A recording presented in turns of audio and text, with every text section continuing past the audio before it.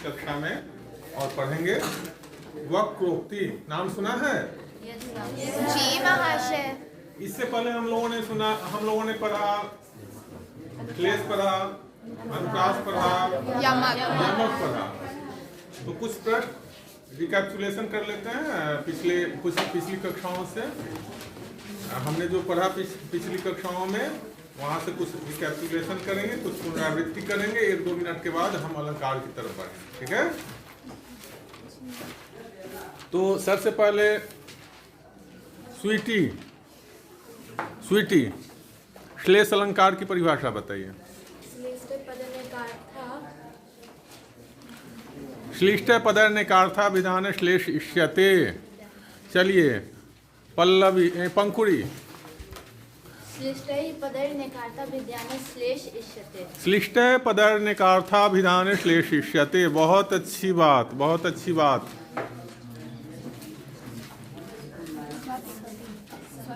स्वाति यमक की परिभाषा बताइए।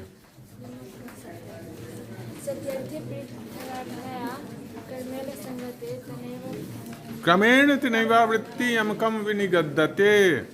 अच्छा महिमा, श्लेष शब्द का अर्थ क्या होता है? चिपका होना। बहुत। श्लेष अलंकार का उदाहरण बताइए तो।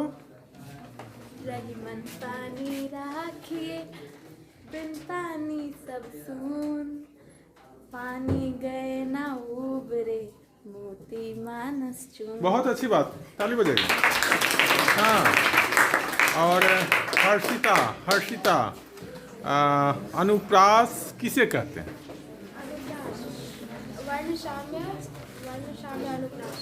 वर्ण साम्य अनुप्रास। बहुत अच्छी बात। अनुप्रास में क्या होता है?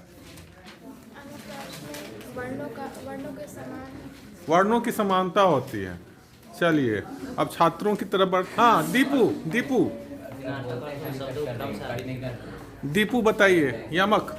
भिन्नार्थक अर्थ में शब्दों के क्रम से आवृत्ति को यमक अलंकार। कितना अच्छा बताए। भिन्नार्थक अर्थों में शब्दों के क्रम से आवृत्ति को यमक अलंकार कहते हैं।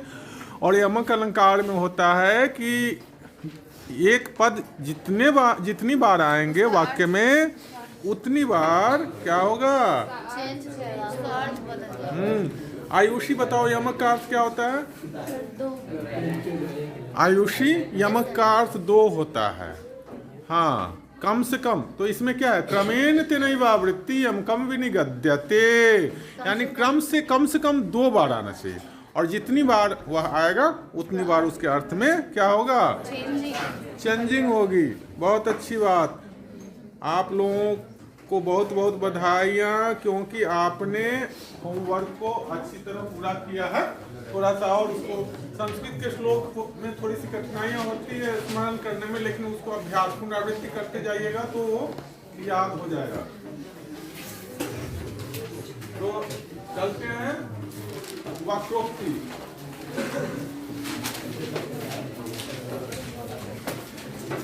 वक्रोक्ति अलंकार।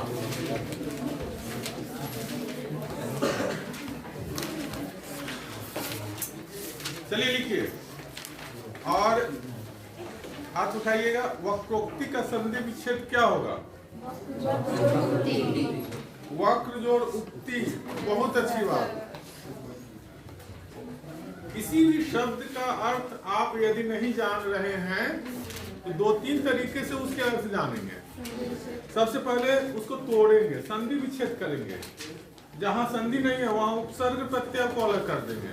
हाँ, और जब संधि विच्छेद करेंगे, उपसर्ग प्रत्यय को अलग कर देंगे तो क्या होगा? वो पाठ हो जाएगा, उसके अर्थ स्पष्ट हो जाएंगे।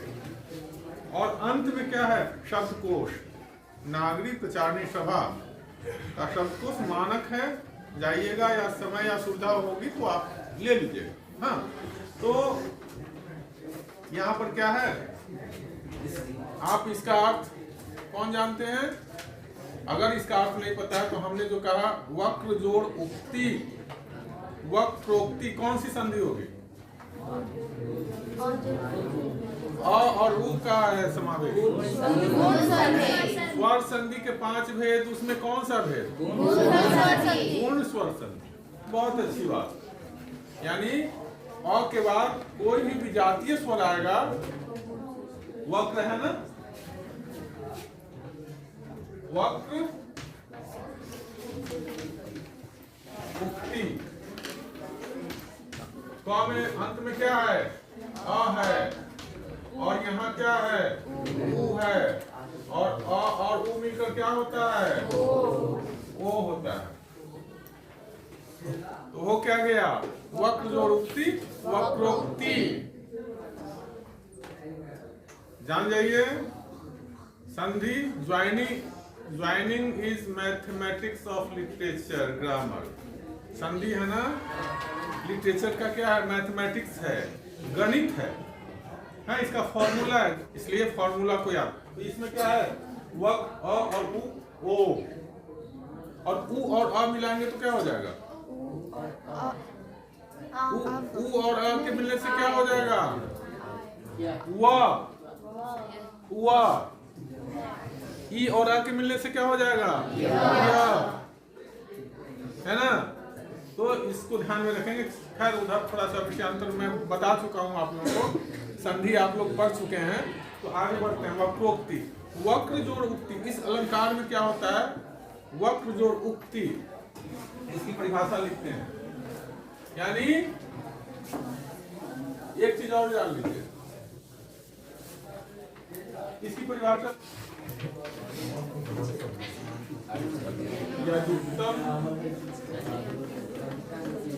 यदुक्तम अन्यथा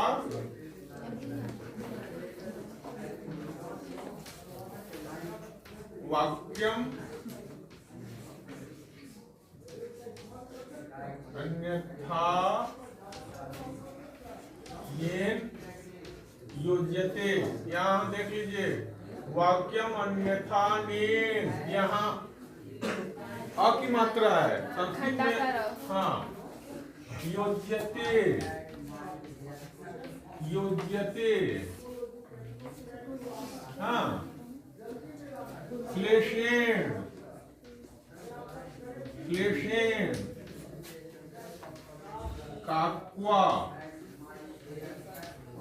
वा, यया, सा, वक्रोक्ति तथा विधा। वक्रोक्ति तथा विधा, है ना? वक्रोक्ति, वक्रोक्ति का तो संयुक्त है। वक्रोक्ति तथा विधा, ठीक है?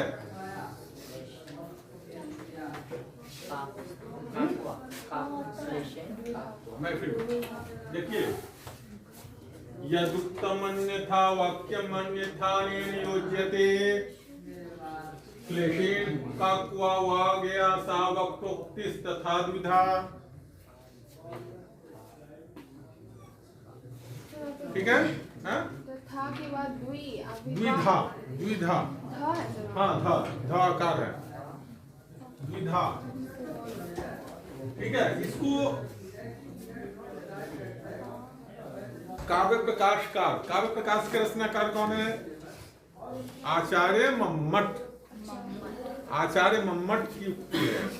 हाँ हाँ, पहले इसको लिख लीजिए। उसके बाद एक चीज और जान लीजिएगा, यह एक ऐसा अलंकार है ना, इसमें थोड़ा सा आचार्यों में मतभेद है। कुछ आचार्यों ने इसे शब्दालंकार माना है, कुछ आचार्यों ने इसे अर्थालंकार माना है, लेकिन आचार्य मम्मट और विश्वनाथ इसको शब्दालंकार और अर्थालंकार दोनों मानते हैं। इसको शब्दालंकार और अर्थालंकार दोनों की श्रेणी में रखा है इस अलंकार को, इस वक्रोक्ति अलंकार को। हाँ, इसको लिखिए, लिख लीजिएगा तो बताइएगा।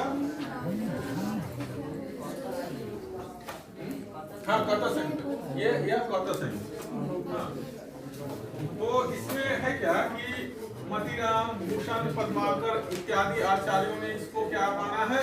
अर्थालंकार माना है, और चिंतामणि, कुलपति, सोमनाथ आदि आचार्यों ने इसको क्या माना है?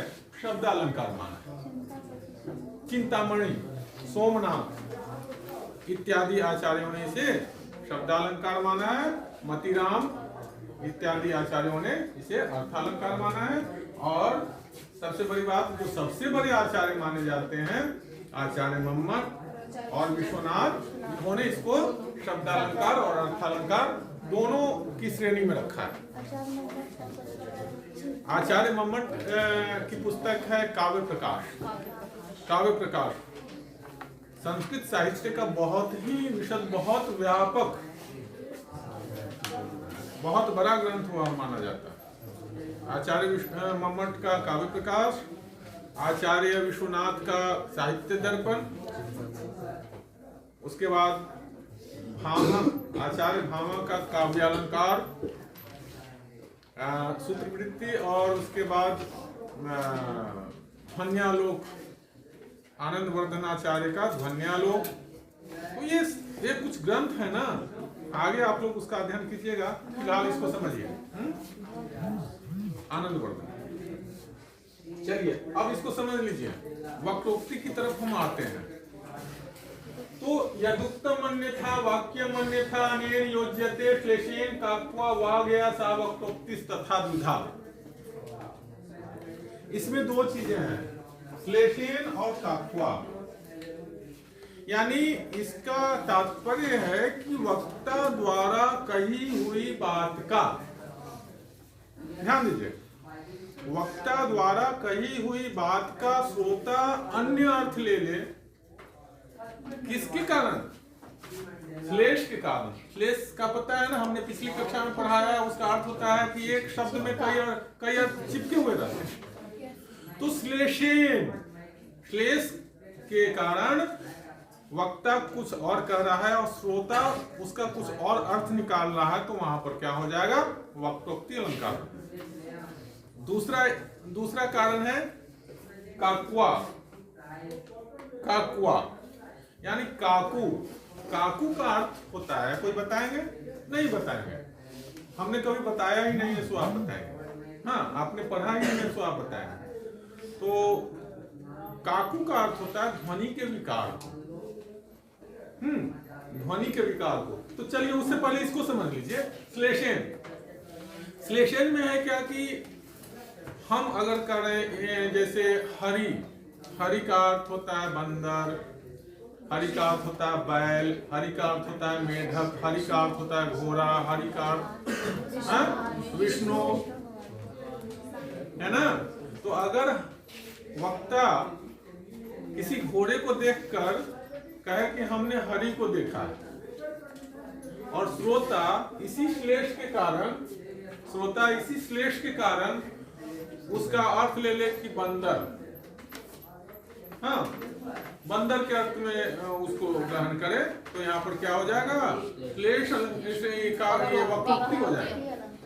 श्लेष के कारण वक्ता द्वारा कही हुई बात का श्रोता अन्य अर्थ लगाता है, तो वहां पर वक्रोक्ति अलंकार होता है। श्लेषेन, समझ में आ गई बात? यहां तक कोई दिक्कत? अगर हम कह रहे हैं कि हमने देखा है मेढक को, हमने देखा, हमने कहा हरि है, अब तुम कहोगे कि बंदर कहाँ है? कहाँ बंदर है? क्योंकि हरि का एक अर्थ बंदर भी है। आप कह रहे हैं हरि को हमने देखा, तो हम कहाँ देख रहे हैं? यहाँ तो बंदर उंदर है नहीं। तो यही श्लेष, श्लिष्ट पदैर्निक अर्था विधान श्लेष शिष्यते, श्लिष्ट पदों से अनेक अर्थों का कथन। तो श्लेष के कारण वक्ता कुछ और कह रहा है, श्रोता कुछ और अर्थ निकाल रहा है, तो यहाँ पर वक्रोक्ति अलंकार। अब देखिए काकू, काकू सब ये श्लेषण समझ गए, काकू समझ ली। काकू कहते हैं ध्वनि के विकार। ध्वनि के विकार, एक ही वाक्य को ध्वनि के कारण तरह तरह से बोल सकते हैं और अर्थ उसका तरह तरह का आता है। आऊं, मैं आऊं। अब कभी कभी मैं भी कहता हूं आप लोगों को, आए क्या? आए क्या हो जाएगा? आएंगे तो इलाज कर देंगे। नहीं, मैं आऊं, प्रश्नवाचक, मैं आऊं।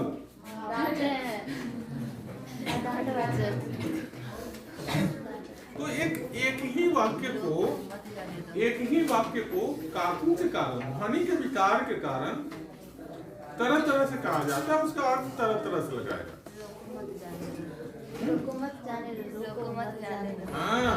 हाँ, बिल्कुल। इस प्रकार ये जो श्लेष है, अब जैसे देखिए एक उदाहरण मैं लिखता हूँ, उदाहरण लिख लीजिए।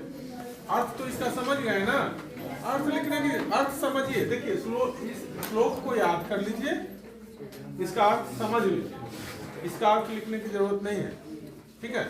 तो इसका उदाहरण मैं लिखता हूँ। हाँ, नूरजहाँ महाकाव्य है, नूरजहाँ बहुत प्रसिद्ध उदाहरण है। वक्रोक्ति का जो उदाहरण है हमेशा कंपटीशन में आप लोगों को मिल जाएगा, इसीलिए उसी उदाहरण को मैं रखता हूँ। हाँ, तो एक कबूतर देख हाथ में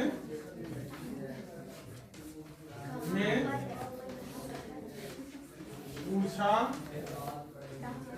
कहाँ, वेरी गुड, अपर है।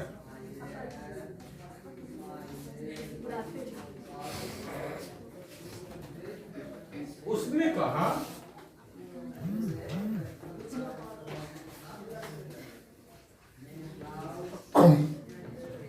अपर कैसा,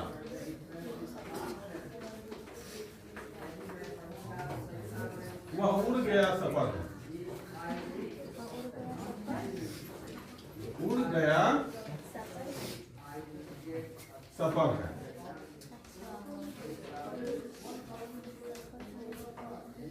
तो एक कबूतर देख हाथ में पूछा कहाँ अपर है, उसने कहा अपर कैसा, वह उड़ गया सफर है।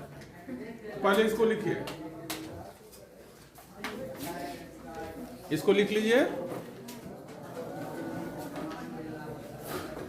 और हम पहले लिखिए। और मैं जो जानते हैं अपर का क्या क्या अर्थ होगा,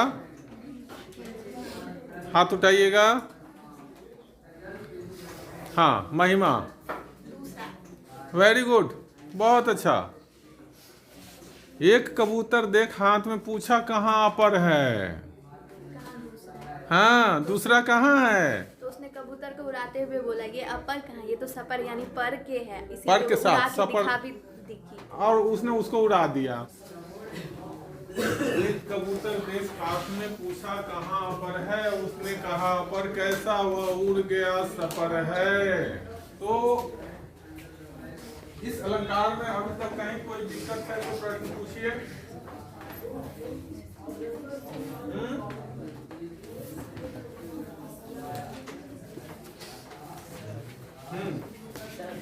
तो पूछा जाए इसमें कौन सा अलंकार है, इसमें तो दो अलंकार है। हाँ, नहीं, हमने कहा अपर अपर शब्द की बात मैंने हमने नहीं पूछा पूरा का भाव आपने हम यह जानना चाह रहे थे हम यह जानना चाह रहे थे कि ये जो अपर है, अगर देखा जाए तो इससे पहले चूंकि मैंने आपको पढ़ाया है श्लेष अलंकार, तो श्लेष अलंकार में एक शब्द में कई अर्थ चिपके हुए रहते हैं। तो हम यह जानना चाह रहे थे कि वो रिलेट कर पाती है कि नहीं।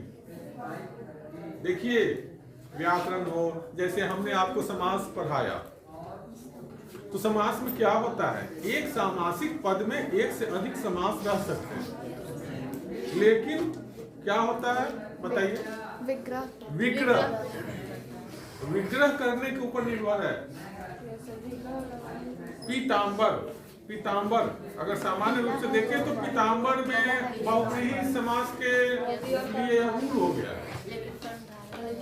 लेकिन उसमें कर्मधारय भी होगा। कर्मधारय समास में क्या होता है, विशेष से विशेषण। हाँ, उपमा उपमेय संबंध होता है, विशेषण विशेष से संबंध होता है। हाँ, विशेषण पीतांबर, पीला वस्त्र, अगर कहेंगे पीला वस्त्र तो कौन सा अलंकार, ये कौन सा समास हो जाएगा, कर्मधारय हो जाएगा। लेकिन इसका विग्रह कर दें कि पीला है वस्त्र जिसका अर्थात विष्णु।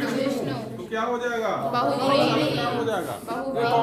कौन सा समास हो जाएगा? बहुव्रीहि समास हो जाएगा। हैं?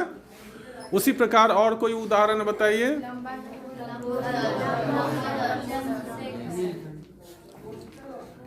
रविराज, अब जैसे नीलकंठ, अगर बहुव्रीहि समास के अंतर्गत इसका विग्रह किया जाए तो क्या होगा?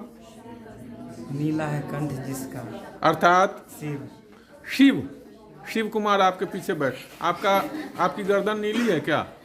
आपका कंठ नीला है क्या? शिव नहीं। चलिए बैठिए। अर्थात शिव, वेरी गुड। और अगर कर्मधारय समास के अंतर्गत इसका विग्रह करें तो नीलाकंठ। नीला क्या हो गया? नीलाकंठ विशेषण हो गया। बहुत तेज लड़का है नितेश। नीतीश की नितेश? नितेश।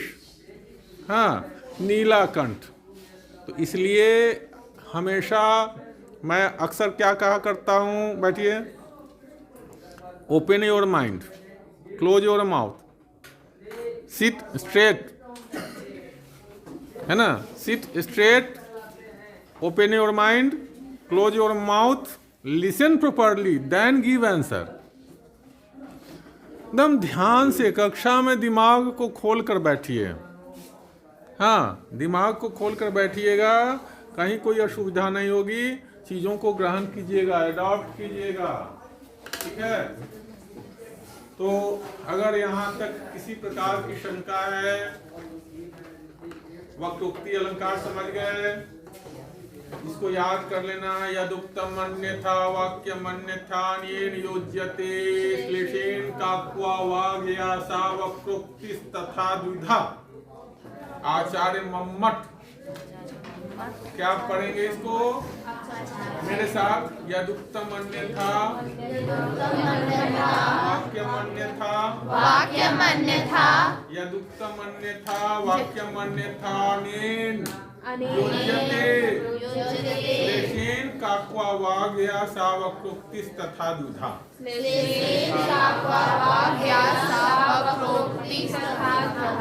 सीधी सी बात सुधांशु कुमार के साथ, एकदम सीधी सी बात, सिंपल। कठिन से कठिन बातों को तोड़िए और तोड़ के समझिए और उसको पचा जाइए। जब हम खाते हैं तो हमारा स्टमक क्या करता है? तोड़ता है पहले ना, पहले तो दांत तोड़ के भेजता है शरीर को, और शरीर और उसको तोड़ता है। छोटी आंत, बड़ी आंत, उसमें टूटने की प्रक्रिया चलती है, और जब टूट जाता है अच्छी तरह तो ब्लड द्वारा क्या होता है? हमारे शरीर के विभिन्न अंगों को सप्लाई होता है। Absorption वही होता है। जब टूट नहीं पाता है तो क्या होता है? वोमिटिंग नहीं करनी है, उसको तोड़ के समझना है, समझ के उसको पचा जाना है। पचा जाइएगा तो हेल्दी हो जाइएगा, नहीं पचाइएगा वोमिटिंग कर दीजिएगा। तो पचेगा तब जब दिमाग को खोल के बैठिएगा, शांत होके बैठिएगा, एकदम साउंड माइंड, ठीक है? तो चलिए, आज का जो पुरस्कार है तो आप लोग तो समझ ही गए होंगे। चलिए, महिमा।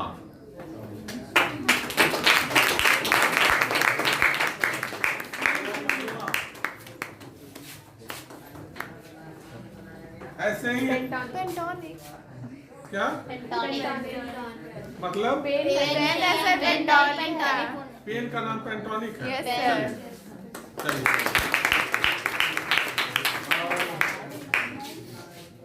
चलिए, हम तो मेरा चीज चॉकलेट। इतनी ताली बजाए हम लोग। आयुषी।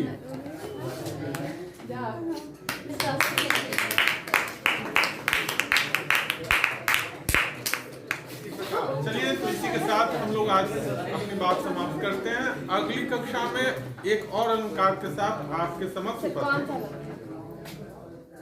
कोई भी अलंकार, सरप्राइज होगा वह। है ना? नहीं, कह देते उपमा अलंकार। Okay sir. उपमा अलंकार।